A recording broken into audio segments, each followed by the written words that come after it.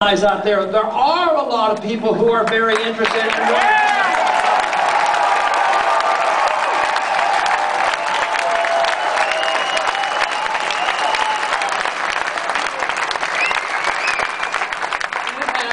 We've had many good crowds around the country, and I'm just really delighted with the nice turnout here. But I think what is so magnificent about the crowds that we have gotten is that when the people come together to hear the message of freedom and self-reliance, all of a sudden we bring different kinds of people together. People who look different, think different, they have different religion, they have different social values. And it's because in a truly free society, people don't tell other people what they're supposed to do with their lives.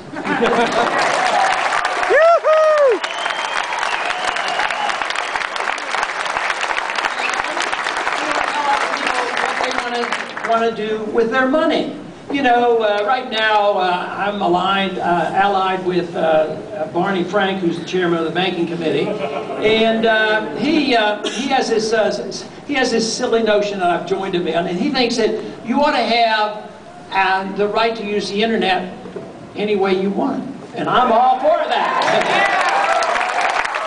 The one issue is that of personal expenditure. I happen to disapprove of gambling for myself because I like to keep my money. But some people like to do this internet gambling. Now, I'm in favor of allowing you to decide whether or not you want to gamble. What I'm not in favor of is the federal government telling you that you can't do it, and that they use that to invade and control the internet. That's what we don't want to do.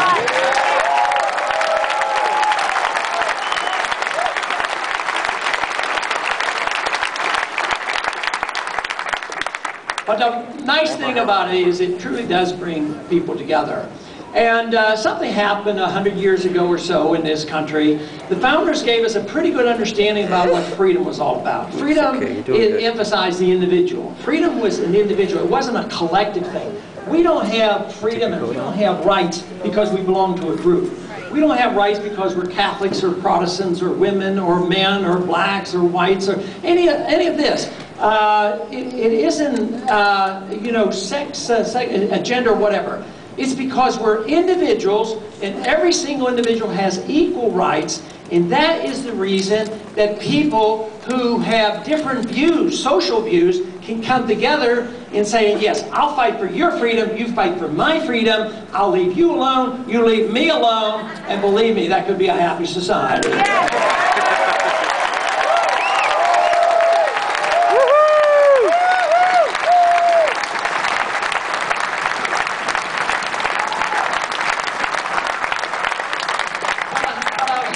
Ago or so, for some reason, even though the founders understood this, freedom was divided into pieces. One group decided that economic liberty was pretty important, but your liberty to decide what you want to do with your own body, what you want to smoke and drink and whatever you want to do socially, oh, we can't trust you with that.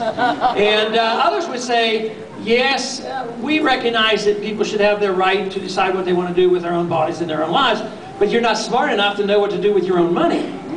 So why isn't it just possible that we once again could put this back together again and say freedom means that the individual has a right to their life and a right to their liberty and a right to keep the fruits of their labor. Yeah!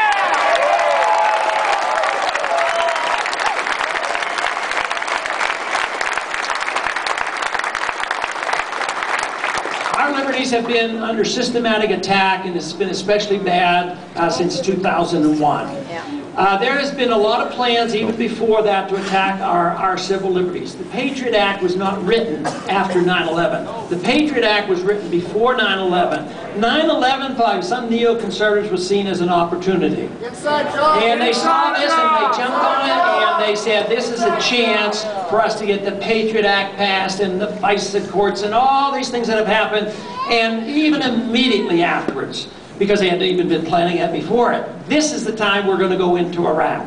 So these kind of events are very dangerous. Once you get this mentality that the people are frightened and we have to have the government take care of ourselves, to take care of us, then the majority too often then are too willing to give up their liberties. But Franklin was right. We should never, never have to give up any liberty for our security.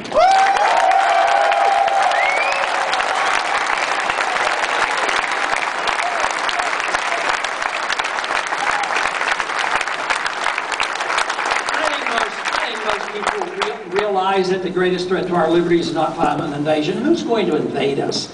You know, it's not going to happen. Even at the height of the Cold War, the odds of an invasion were pretty minimal. They were more dangerous at that time. I was called to military duty in 1962 during the Cuban crisis, and that was probably the height of the Cold War, but we didn't have to, you know, fight the Soviets.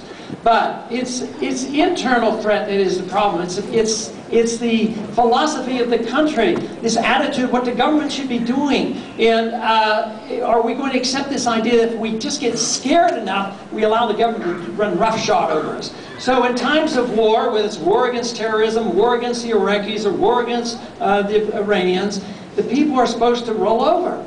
And I would say it's time not to roll over, but to stand up and resist. Yeah!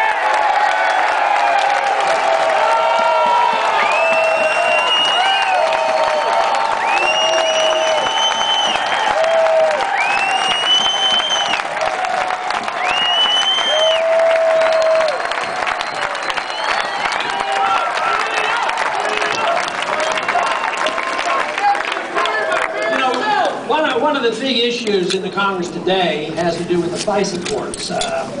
The Senate has passed a bill that gives amnesty and gives exemption to the telecommunication systems that disobeyed the law and turned over all their records to the government just because the government asked them. They broke the law. They're liable for lawsuits. And now the Republicans, and that's not saying a whole lot right now, but the Republican Party now is standing firm. What they want more than anything else is to pass FISA that exempts retroactively any telecommunications company that turned over all our records to the government so that they can never be held liable. And that right now is the most important issue on the House floor today for our side of the aisle, I'm sad to say. But just think of what that means. If the government can come in and hire companies to break the law and undermine our liberties, and then they are exempted. That means literally that they can hire some private firm to come in and invade our house and say, well, we're going to exempt it because the government asked us to do this.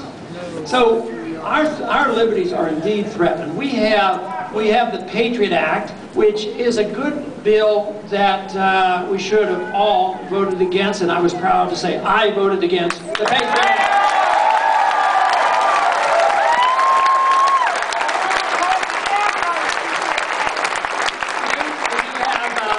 We have warrantless searches. We have the government monitoring our internet, our telephone conversations, and if you belong to a certain group with this Domestic Terrorism Act, they talk, if you belong to a certain group where one person might have done something, you could be held liable.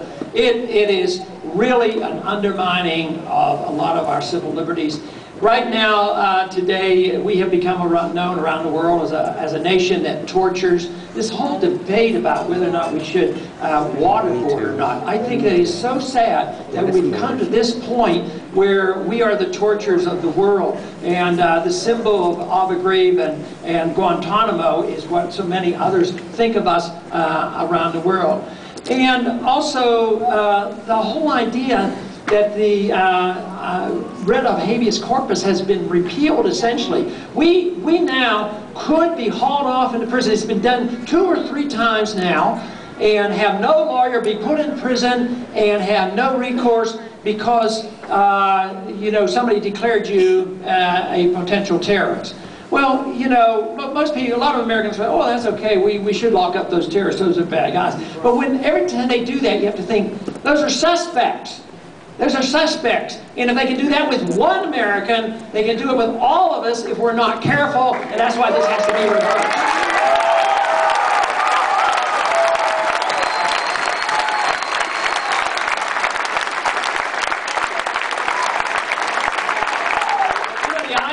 The idea of national sovereignty is something that I still think we should be concerned about. I still believe that we should honor national sovereignty.